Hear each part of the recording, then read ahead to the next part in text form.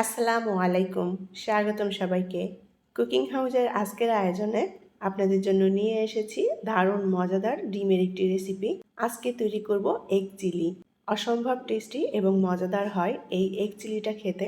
এই এগ চিলিটা বিকালের নাস্তায় বানিয়ে পরিবেশন করা যায়। তাছাড়া এটা ফ্রাইড রাইস কিংবা পোলাওয়ের সাথে খেতেও কিন্তু দারুণ লাগে। কোনো প্রকার ঝামেলা ছাড়াই যে কেউ এটা তৈরি করে নিতে পারবেন। তাহলে চলুন আজকের এগ চিলি কিভাবে তৈরি করি সেটা দেখে নেই। এগ চিলি তৈরি করার জন্য আমি এখানে 4টা সেদ্ধ ডিম নিয়েছি। যে যতটা তৈরি করবেন ডিমের পরিমাণ সেভাবেই নিয়ে নিতে হবে। এখন ওই ডিম 4টা আমি 2 টুকরো করে কেটে নেব।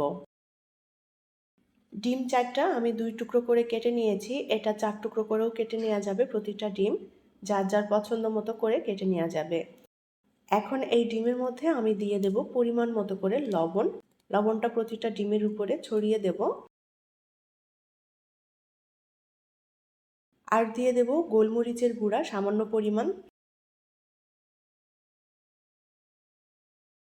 এবার দিয়ে দেব সামান্য পরিমাণ শুকনো মরিচের গুঁড়া। এবার আলতো হাতে ডিমের দুপাশটাতেই এই মশলাটা একটু ভালো করে মিশিয়ে নেব। এগ চিলিটা বিভিন্নভাবেই তৈরি করা যায়, তবে আজকে যেভাবে আমি তৈরি করছি এটা খুবই সহজ একটা পদ্ধতি আর তৈরি করতেও একদমই কম সময় লাগে।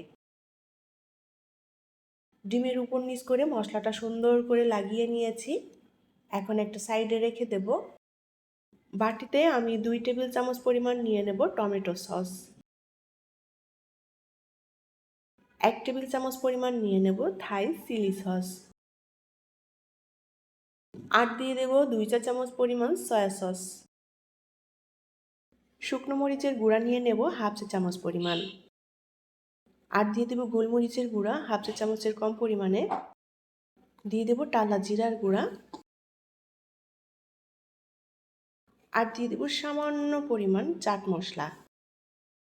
লবণ দিয়ে দেব স্বাদ মতো। 1 ফালি লেবু কেটে নিয়েছি, লেবুর রসটা দিয়ে দেব।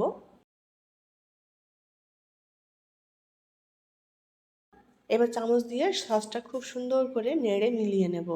সসটা আগে থেকে রেডি করে নিলে রান্নাটা খুবই সহজ হয়ে যায়। আমি সামান্য পরিমাণ পানি দিয়ে দিলাম সসের মধ্যে, সসটাকে একটু পাতলা করার জন্য। পানি দিয়ে সুন্দর করে নেড়ে চেড়ে মিলিয়ে নেব। সসটা আমি রেডি করে নিয়েছি, এখন একটা সাইডে রেখে দেব। ভাজার জন্য প্যানে আমি 2 টেবিল চামচ পরিমাণ তেল দিয়ে দেব। এখন এই মশলা মেখে রাখা ডিমগুলো আমি তেলের মধ্যে দিয়ে ভেজে নেব। কুসুমের দিকটা এভাবে নিচের দিকে দিয়ে ডিমগুলোকে ভেজে নিতে হবে, এতে করে কুসুমটা আর বেরিয়ে আসবে না। অল্প আঁচে ডিমটা ভেজে নিতে হবে যেন পুড়ে না যায়, জাস্ট হালকা লালচে করে একটু ভেজে নেব।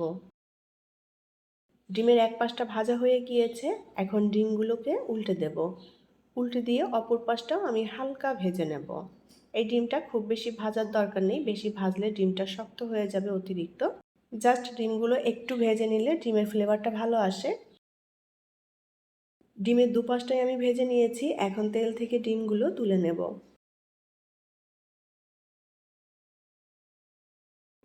এবার ওই তেলের মধ্যে দিয়ে দেব 1 চা চামচ পরিমাণ আদা কুচি। আর দিয়ে দেব 1 চা চামচ পরিমাণ রসুন কুচি। আদা রসুন মিহি কুচি করে নিতে হবে। আদা রসুনটা এখন হালকা ভেজে নেব। আদা রসুন হালকা ভেজে নিয়েছি। এবার এর মধ্যে দিয়ে দেব পেঁয়াজ। আমি এখানে ছোট সাইজের পেঁয়াজ 4 টুকরো করে কেটে নিয়ে তারপরে পেঁয়াজের পাপড়িগুলো এভাবে পাট পাট করে নিয়েছি। পেঁয়াজটাও এখন নেড়ে চেড়ে হালকা ভেজে নিতে হবে। পেঁয়াজটা হালকা ভাজা হলে এখন এর মধ্যে দিয়ে দেব ক্যাপসিকাম। আমি এখানে 2 ধরনের ক্যাপসিকাম ব্যবহার করব, লাল এবং সবুজ। ক্যাপসিকাম বাদ দিয়েও তৈরি করে নেওয়া যাবে। আর ক্যাপসিকামগুলো আমি লম্বা ফালি করে কেটে নিয়েছি, এটা যার যার পছন্দ মতো করে কেটে নেওয়া যাবে। আর দিয়ে দেব ছোট্ট একটা টমেটো। টমেটোটাও আমি লম্বা করে কেটে নিয়েছি। এখন সব কিছু একসাথে মিলিয়ে নিয়ে হালকা ভেজে নেব। সামান্য পরিমাণ লবণ দিয়ে দেব। সুন্দর করে নেড়ে চেড়ে ভেজে নিতে হবে, তবে খুব বেশি ভাজা যাবে না। এবার দিয়ে দেব কাঁচামরিচ। 4টা কাঁচামরিচ টুকরো করে নিয়েছি।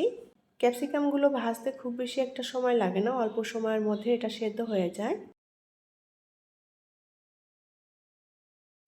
আমি সুন্দর করে নেড়ে চেড়ে ভেজে নিয়েছি। এবার প্রথমে যে সসটা রেডি করে নিয়েছিলাম সেই সসটা দিয়ে দেব। সসটা দিয়ে সুন্দর করে নেড়েচেড়ে মিলিয়ে নিয়ে 2 মিনিটের মতো রান্না করে নেব। সসের পরিমাণ এখানে টেস্ট অনুযায়ী অ্যাড করা যাবে। অনেকে সসটা বেশি খেতে পছন্দ করেন, অনেকে কম, সেভাবেই অ্যাড করতে হবে সস। সসটা দেওয়ার পর 2 মিনিটের মতো নেড়েচেড়ে রান্না করে নিয়েছি। এবার এর মধ্যে ভেজে রাখা ডিমগুলো দিয়ে দেব।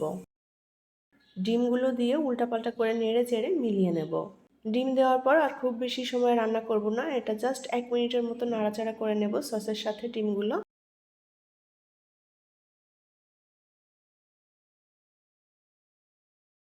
ডিমগুলো উল্টে পাল্টে দিয়ে আমি বেশ ভালোভাবে রান্না করে নিয়েছি। আর ডিমের সাথে সসটা সুন্দর করে মিশে গিয়েছে। এখন এটা নামিয়ে নিয়ে পরিবেশন করব।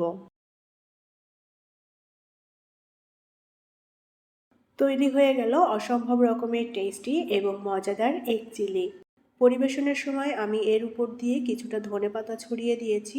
এটা টোটালি অপশনাল। এই এগ চিলিটা বিকালের নাস্তায় বানিয়ে পরিবেশন করতে পারেন, সবাই ভীষণ পছন্দ করবে। তাছাড়া এই এগ চিলিটা ফ্রাইড রাইস কিংবা পোলাওয়ের সাথে খেতে দারুণ লাগে। যারা এখনও এভাবে এগ চিলি তৈরি করেননি, একবার তৈরি করে দেখবেন, সবাই ভীষণ পছন্দ করবে। আশা করছি আমার আজকের রেসিপি আপনাদের কাছে ভালো লেগেছে। রেসিপিটি যদি ভালো লাগে তাহলে প্লিজ লাইক, কমেন্ট এবং শেয়ার করবেন।